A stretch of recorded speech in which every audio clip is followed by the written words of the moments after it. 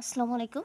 আমি তনু। আজকে আমরা একটা টপিক পড়ব, সেটা হচ্ছে আপনাদের ফিজিক্যাল কেমিস্ট্রির 1 এর চ্যাপ্টার 2 এর একটা প্রশ্নের অ্যান্সার আমরা সলভ করব। সেটা হচ্ছে অতি নিম্ন চাপে ও উচ্চ তাপমাত্রায় বাস্তব গ্যাস কেন আদর্শ গ্যাসের ন্যায় আচরণ করে। এই কোশ্চেনটা আমরা আজকে সলভ করব। আর এই কোশ্চেন সলভ করার আগে আমরা যে বাস্তব গ্যাসের সমীকরণ বা ভ্যান ডার ওয়ালেসের সমীকরণটা পড়ে আসছিলাম না, সেই জায়গায় একটু আগে দেখাবো, তারপরে আমরা এই কোশ্চেনের ভিতরে যাব। দেখেন, বাস্তব গ্যাস বা ভ্যান ডার ওয়ালেস সমীকরণে আমরা কি পাইছিলাম? ওই সমীকরণ প্রতিপাদন করতে গিয়ে আমরা পাইছিলাম যে ওখানে দুই ধরনের ত্রুটি ছিল। একটা হচ্ছে আয়তন সম্পর্কিত ত্রুটি, আর একটা হচ্ছে কি, একটা হচ্ছে চাপ সম্পর্কিত ত্রুটি। ওই ত্রুটির সংশোধন করা হয়েছিল আপনার ভ্যান ডার ওয়ালেসের সমীকরণ বা বাস্তব গ্যাসের সমীকরণের ক্ষেত্রে, তাই না? সেক্ষেত্রে আমরা কি করছিলাম? দেখেন, সেখানে কিন্তু আমরা কি, যদি কোনো গ্যাসের আমরা উচ্চ কি দিচ্ছিলাম, চাপ দিচ্ছিলাম, অর্থাৎ চাপ যদি উচ্চ হচ্ছিল এবং তাপমাত্রা যদি নিম্ন করছিলাম, সেক্ষেত্রে তরল এবং কঠিনে পরিণত হচ্ছিল কি, গ্যাস। ঠিক আছে। আর এখানে আমাদের কি বলা হচ্ছে? বলা হচ্ছে যে অতি নিম্ন চাপে, অর্থাৎ চাপটা কি, চাপ হচ্ছে নিম্ন এবং তাপমাত্রা কি, তাপমাত্রা হচ্ছে উচ্চ। সেক্ষেত্রে বলছে যদি অতি নিম্ন চাপে এবং তাপমাত্রা উচ্চ হইলে বাস্তব গ্যাস হচ্ছে আপনার বাস্তব গ্যাস, ঠিক আছে, ওটা আদর্শ গ্যাসের ন্যায় আচরণ করবে। এটাই আমাদের কোশ্চেন। সেক্ষেত্রে দেখেন, আমরা যখন পড়ছিলাম যে ভ্যান ডার ওয়ালেস সমীকরণে দুই ধরনের কি সংশোধনী ছিল, চাপ উচ্চ ছিল এবং তাপমাত্রা নিম্ন ছিল, তখন গ্যাসটা আমাদের তরল এবং কঠিনে পরিণত হচ্ছিল। এখন দেখেন, এই যে বাস্তব গ্যাসটা যেটা আমাদের দেওয়া হচ্ছে এখানে, সেই বাস্তব গ্যাসে যদি আমি কি করে দিই, চাপটা নিম্ন করে দিই, হ্যাঁ, এবং তাপমাত্রা চাপটা নিম্ন করি এবং তাপমাত্রা যদি উচ্চ করে দিই, সেক্ষেত্রে কিন্তু আমাদের যে সংশোধনী দুটো করা হয়েছিল, চাপ সংশোধনী এবং আয়তন সংশোধনী, সেটা কিন্তু আর প্রয়োজন হবে না। হ্যাঁ, সেক্ষেত্রে ওটা অগ্রাহ্য করে যাবে। ঠিক আছে। এখন আমরা কিভাবে অগ্রাহ্য হলো সেই জিনিসটা দেখার চেষ্টা করি, চলেন। এখন দেখেন, আমরা প্রথমে আসছে অতি নিম্ন চাপের ক্ষেত্রে। ঠিক আছে। অতি নিম্ন চাপ যদি প্রয়োগ করা হয় গ্যাসের, তাহলে আয়তন বেশি হয়ে যাবে। কিভাবে? দেখেন, মনে করেন এটা একটা গ্যাস পাত্র, ঠিক আছে, এই বিকারটা ধরে নেন গ্যাস পাত্র। এই গ্যাস পাত্রের ভিতরে কি আছে? গ্যাস আছে। এখন চাপ যদি আপনার কি বলছে, চাপ নিম্ন করতে।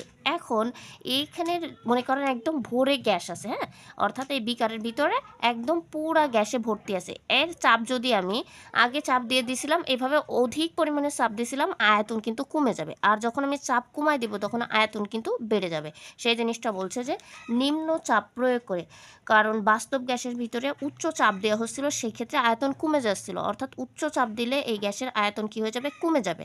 এবং যখন চাপটা নিম্ন করে দেওয়া হবে, তখন আয়তনটা বেড়ে যাবে। ঠিক আছে। তাই বলছে অতি নিম্ন চাপে গ্যাসের আয়তন বেশি হয়, ফলে গ্যাসের অণুগুলো পরস্পরে যথেষ্ট দূরে অবস্থান করে। সেক্ষেত্রে আয়তন বেশি হয়ে গেলে অণুগুলো কি চারিদিকে ছড়িয়ে পড়বে। তখন এরা তাদের নিজেদের আগে চাপ দিলে যেমন আন্তঃআণবিক আকর্ষণ বলটা কাজ করছিল, এখন দূরে অবস্থান করার ফলে এদের ভিতরে সেই আন্তঃআণবিক আকর্ষণ বলটা কাজ করবে না। এই অবস্থায় গ্যাসের অণুগুলোর আকর্ষণ বল থাকে না, যেটা আমি বললাম যে যখন গ্যাস অণুসমূহ দূরে অবস্থান করছে, তখন এদের ভিতরে সেই আন্তঃআণবিক আকর্ষণ বলটা কাজ করবে না। যখন ভ্যান ডার ওয়ালেস সমীকরণে আমরা যে পি, অর্থাৎ চাপের পরিবর্তে কি ইউজ করছিলাম, p plus A by V square, এটা কি ছিল, এই এ বাই ভি স্কোয়ারটা আমাদের ছিল আন্তঃআণবিক আকর্ষণ বল। সেক্ষেত্রে এখন যদি আমি চাপ নিম্ন করে দিই, তখন এই অণুগুলোর আয়তন বেড়ে যাচ্ছে, সেক্ষেত্রে আমাদের এই আন্তঃআণবিক আকর্ষণ বলটা আর থাকছে না। ঠিক আছে, অগ্রাহ্য হয়ে যাচ্ছে। এই যখন আমি চাপ নিম্ন করে দিচ্ছি কোনো গ্যাসের, সেই ক্ষেত্রে আমাদের যে আদর্শ গ্যাসের মানে গ্যাসের গতিতত্ত্বের যে স্বীকার্যগুলো পড়ে আসছিলাম, সেই স্বীকার্য কিন্তু মেনে চলবে।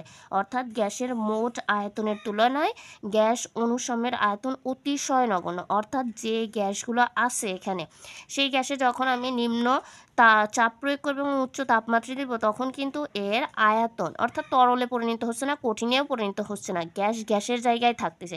সেই ক্ষেত্রে আমাদের কি হচ্ছে, গ্যাসের আর ওইভাবে আয়তন থাকতেছে না। গ্যাসের যে আয়তনটা, সেটা ওই যে পাত্রের আয়তনের কি হচ্ছে, সমান হচ্ছে। সেজন্য বলেছে গ্যাসের মোট আয়তনের তুলনায় গ্যাস অণুসমূহের আয়তন অতিশয় নগণ্য। সেক্ষেত্রে আমরা ভ্যান ডার ওয়ালেস সমীকরণে সংশোধনীতে যে এ বাই ভি স্কোয়ার, অর্থাৎ আণবিক আকর্ষণ বলটা লিখছিলাম, এবং আয়তন অর্থাৎ গ্যাস অনুসমের যে নিজস্ব আয়তন বি ছিল সেই বিটা কি অগ্রাহ্য হয়ে যাবে, ঠিক আছে, অগ্রাহ্য করা হবে। অর্থাৎ আমরা দেখেন যখন আদর্শ গ্যাসের সমীকরণ পড়ছিলাম সেটা কি ছিল, পিভি ইকুয়াল টু কি আর টি লিখছিলাম, হ্যাঁ ঠিক আছে। এবার যখন বাস্তব গ্যাস ছিল তখন চাপ এবং আয়তন সংশোধনীতে, অর্থাৎ এইখানে কিন্তু আমাদের কি ছিল, এখানে আমরা তখন আর উচ্চ চাপ বা আয়তন উচ্চ চাপ বা নিম্ন তাপমাত্রা কিন্তু প্রয়োগ করি নাই। কোন ক্ষেত্রে, হচ্ছে আপনার আদর্শ গ্যাসের ক্ষেত্রে।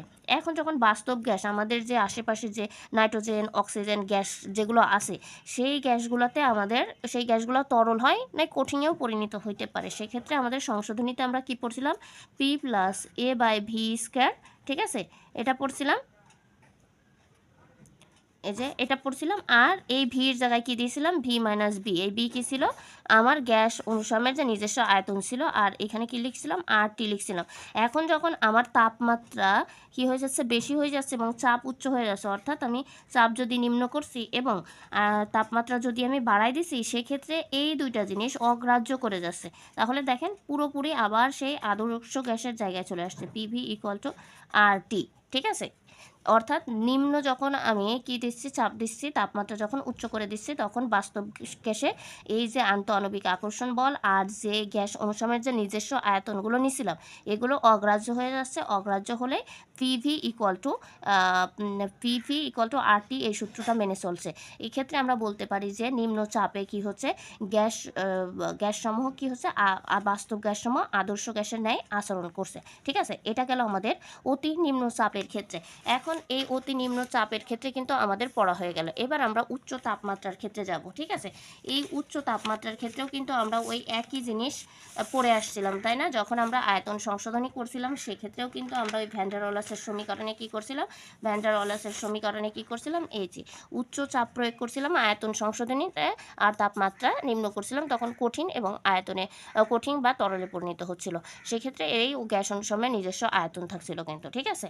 সেক্ষেত্রে আমরা কি লিখছিলাম, এই ভির জায়গায় হচ্ছে বি লিখছিলাম, তাই না, যেটা নিজস্ব আয়তন ছিল।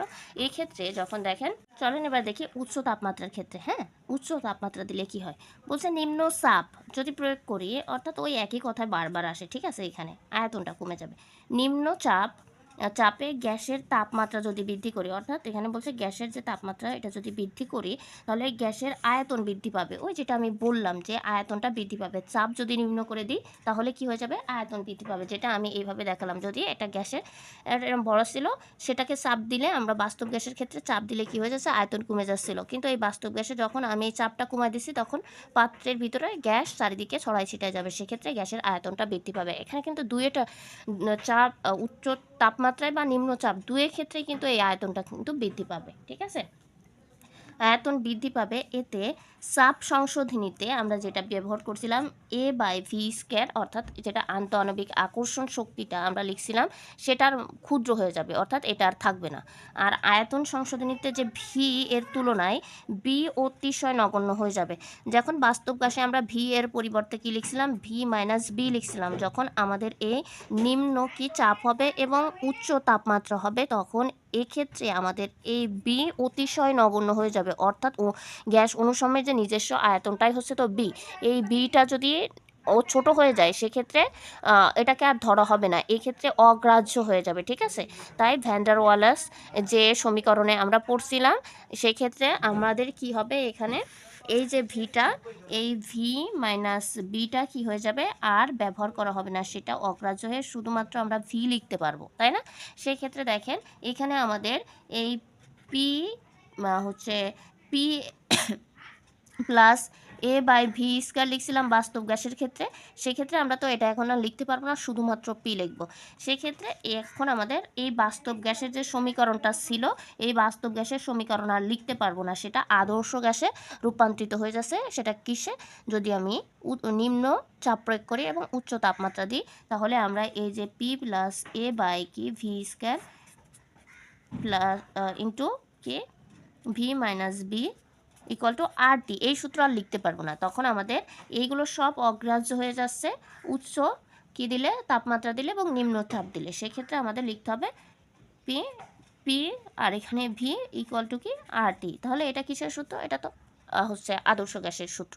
ঠিক আছে, এই জন্যই বলা হচ্ছে যে অতি নিম্নচাপে ও উচ্চ তাপমাত্রায় বাস্তব গ্যাস আদর্শ গ্যাসের ন্যায় আচরণ করে। আশা করি আপনারা বুঝতে পারছেন, আমি আমার মতন বোঝানোর চেষ্টা করছি। এবার আপনারা যদি একটু বইটা পড়েন তাহলে অবশ্যই বুঝতে পারবেন। এখান থেকে কিন্তু প্রত্যেকবার কোশ্চেন এসে থাকে। আর আপনারা জানেন যে আমি নিজে একটু বুঝে ডিটেলসে পড়তে ভালোবাসি এবং পড়াইতেও ভালোবাসি। আশা করি আমার এই বোঝানোটা আপনাদের কাজে দিবে। এবার পড়ে আপনারা একটু প্র্যাকটিস করে ফেলবেন, তাহলেই ইনশাল্লাহ আপনাদের আয়ত্তে চলে আসবে। আপনাদের সুস্বাস্থ্য কামনা করে আজকের ভিডিও এই পর্যন্ত। আসসালামু আলাইকুম।